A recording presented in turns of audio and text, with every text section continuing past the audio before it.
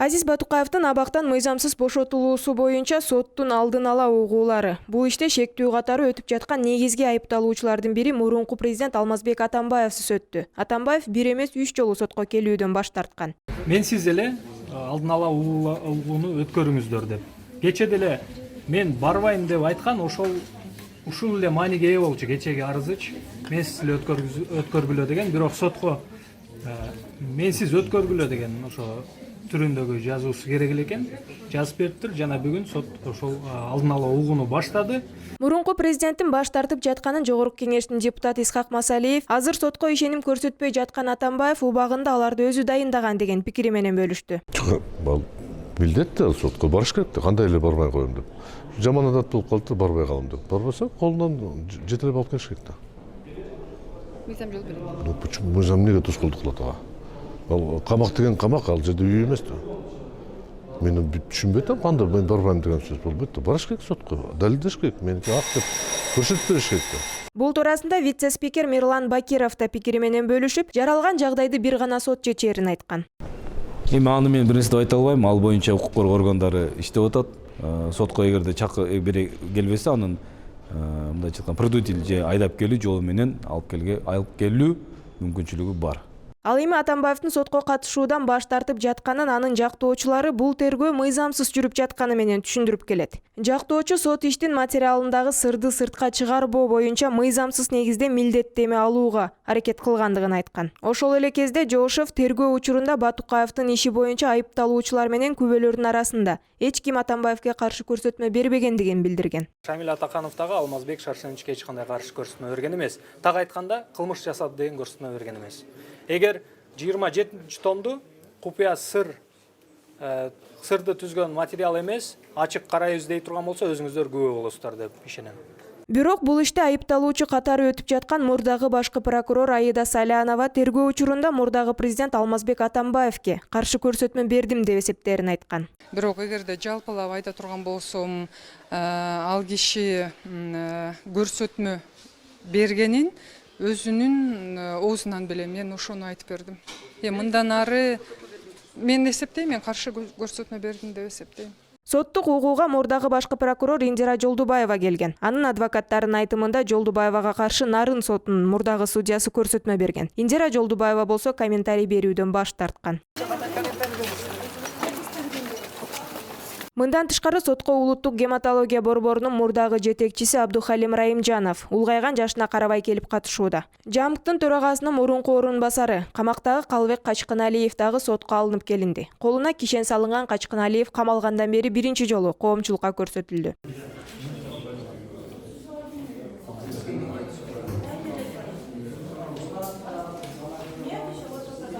Белгилүү болгондой, Россияда Кримтөбөл Азиз Батукаевдин карындашы суракка алынды. Яха Батукаева тергөөдөн бир тууганына Кыргызстандан чыгып кетүүсүнө кандайча жардамдашкандыгын айтып берген. Батукаева көрсөтмө берип жатканда Алмазбек Атамбаевдин ысымы аталган жок. Ошондой эле кыргызстандык саясатчылардын ичинен эч кимиси мыйзамга каршы жасаган иштери боюнча айткан жок. Ал эми 1 май райондук сотунда Кримтөбөл Азиз Батукаевдин иши боюнча соттук угуулар жыйынтыкталып, алгачкы отурум 15 ноябрга белгиленди. Аларда КСДП партиясынын саясий кеңешинин мүчөлөрү Кыргыз Республикасынын Жогорку сотунун Конституциялык палатасына мурунку президент Алмазбек Атамбаевдин кол тийбестигинин алынуусунун мыйзамдуулугун карап берүүнү айтып кайрылышкан. Кошумчалай кетсек, Азиз Батукаев 2013-жылы айыккы силдетке чалдыкты деген негизде мөөнөтүнөн мурда түрмөдөн чыгып, атайы коштоо менен Бишкекке жеткирилип, Орусияга учуп кеткен. Ички иштер министрлиги быйыл бул боюнча кылмыш ишин кайра тергеп, сотко өткөрүп берген. Бул иштин алкагында мурдагы президент Алмазбек Атамбаев баш болгон 15тен ашуун мурдагы жетекчилер, дарыгерлерге айып коюлган.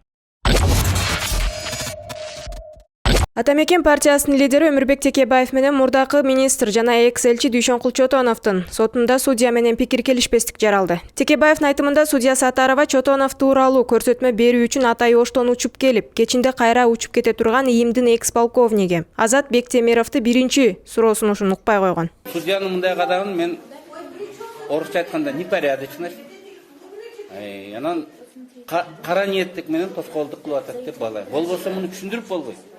18 адам мурунда келип кетишкен. Алар күнүгө келип атат, жумуштары бар.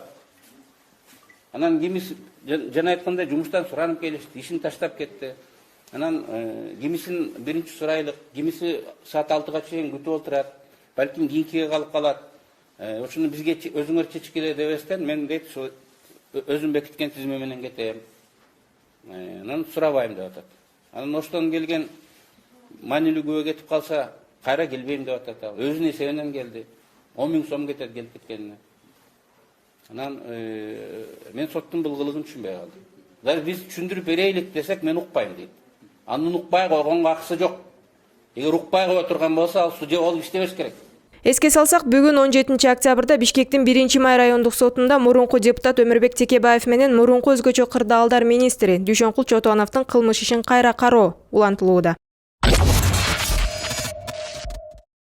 Бул апта кызыктарга бай болуп, коррупция маселеси кайрадан жанданды. Айта кетсек, кечээ жакында Жети-Өгүз районунун прокурорунун орун басары кызматына туура 1 жыл мурун дайындалган кызматкер пара алууга шектелип кармалса, жемкорлукка айыпталып кармалган аткаминерлер үй камагына чыгып жетишти. Алсак 1-май райондук соту Манас аэропортуна келтирилген 5 миллион доллар өлчөмүндөгү зыян боюнча шектүү катары кармалган Мирлан Бегалиевди үй камагына чыгарып, транспорт жана жолдор министринин мурдагы орун басары коррупция үчүн соттолгон Азимкан Жусупалиевдин жаза мөөнөтүн 14 жылдан 12 жылга өзгөрттү. Буга байланыштуу саясий серепчи Турат Акимов соттордун мындай чечими бийликке көлөкө түшүрүп жатканын айтат.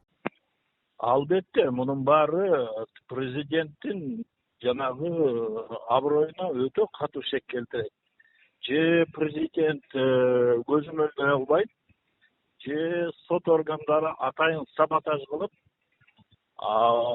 президенттин жанагындай концепциялары, коррупция менен күрөшүү концепциясына каршы жүргүзүп атат. Анткени бизде мафия өтө күчтүү, бизде коррупция өтө күчтүү.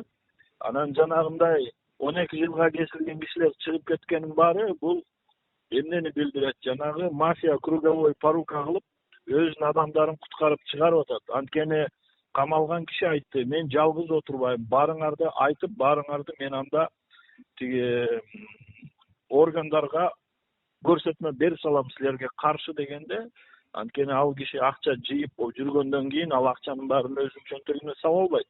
Анын баары жогору жакка кетип аткан.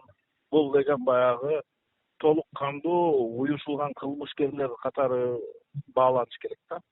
Ошол эле учурда Жогорку кеңештин вице-спикери Мирлан Бакиров сот өзүнчө бийлик бутагы болгондуктан чечимди көз карандысыз чыгара турганын белгилеп, алардын чыгарган өкүмдөрү бийликке болгон ишенимди жоготпойт деп эсептейт. Албетте ошондон процедура 1, 2, 3 инстанция деген болот. Ар бир инстанция өзүнүн негиздерин келтирип туруп, мөөнөттү санкцияны кыскартууга акылуу. 2 жылга кыскарта, 3 жылга кыскарта ал соттун чечими менен болот. Анга ылайык мүмкүн негиздер болгондур. Мен эми ал майда чүйдөсүн таанышкан жокмун. Бирок ал нерседен коррупция менен күрөш ушундай болобу, бийликке кандай көлөкө түшүрөбү деген нерседен биз алыс болушубуз керек. Сот өзүнүн чечимин көз карандысыз өзү чыгарат. Соттун чечими талкууга жатпайт. Ал эми КСДП партиясынын депутаты Кожобек Рыспаев мамлекеттин казынасына колун салгандарды канча каражат уурдаса аны кайра төлөтүп, коррупционерлерди мамлекеттик кызматка ишке албаш керек деген оюн ортого салды. Мен ойлойм, ушу жазык кодексине мындай киргизсе да өкмөт өздөрү ойлончу. Буларды эми айкалып барып абакка камап алып багып, анан аларга чыгым болбой эле, анан аерге буларды жем кылбай эле. Булар негизи ошол канчалык деңгээлде бул ошол коррупцияга аралашкан, канчалык мамлекеттин мүлкүн же акчасын уурдаган, каражатын уурдаган да. Ошого жараша булар төлөтүш керек да. Жогоруда айтылган жемкорлук маселесине байланыштуу Өнүгүү Прогресс фракциясынын депутаты Исхак Масалиев дагы өзүнүн пикирин билдирди. Анын айтымында башында коррупционерлерге дүңгүрөтө өкүм чыкканы менен алар 2-3 жылда чыгып кетип жатат. Системаны өзгөртмөйүнчө коррупция боло берет. Таптакыр коррупцияны эч ким жое албайт. Ал эми соттордун чечими, мисалы үчүн бирөөнү кол көтөрүп өмүрүнө коркунуч келтирип же жаракат кылып же өлтүрүп койсо, ал 20 жылга камалып атат, өзгөрүлбөй жатат камакта. Ал эми коррупционерди жеңилдеттүү жолдор соттордо бар окшойт, азайтканга караганда.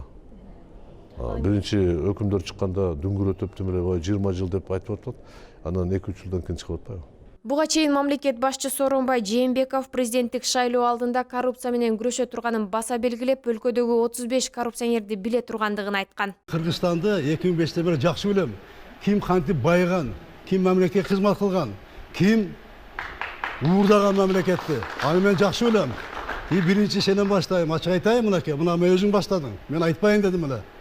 Кудайым колдо, эл колдо президент болуп калсам, ошо миллиардтар төктүрөм бюджетке, мугалимден айылып ошо менен көтөрөм мен.